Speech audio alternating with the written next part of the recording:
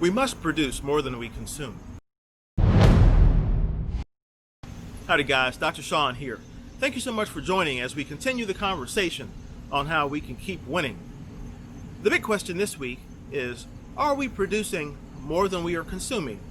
Now this question comes up every day, right? A couple of weeks ago, however, we found ourselves in kind of a jam. Our daughter was moving from New Jersey to Miami, and we needed to empty her apartment and put her things in a truck in a pretty short period of time.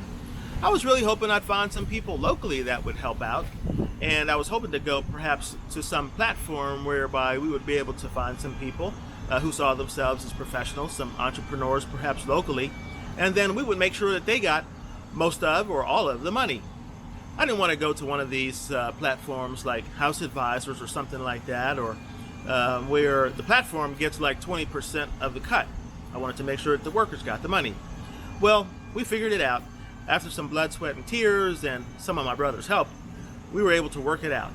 A few days later, we were looking for a piece of furniture, and we wanted a place that would be just so, right in front of the television, not too high, not too low, and we went to one of the local furniture stores.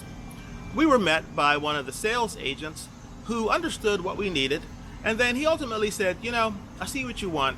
I think you'd be better off going and finding that on Amazon.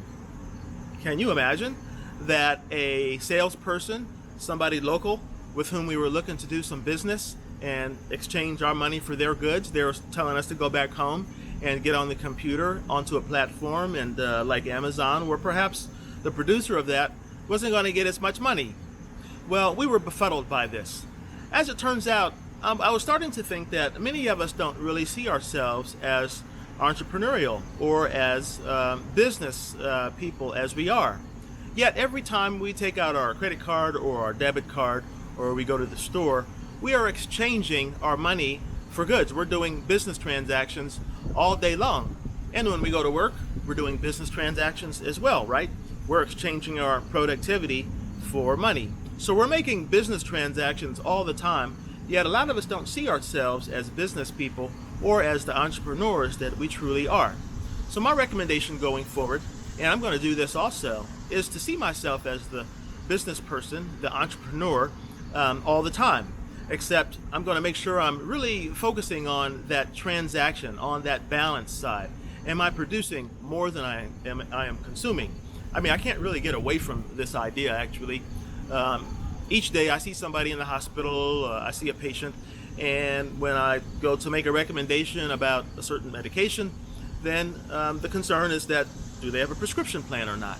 If I make a recommendation about a workout program, then invariably a person says, well, you know, I don't have enough workout equipment, or I don't have enough time because of my work.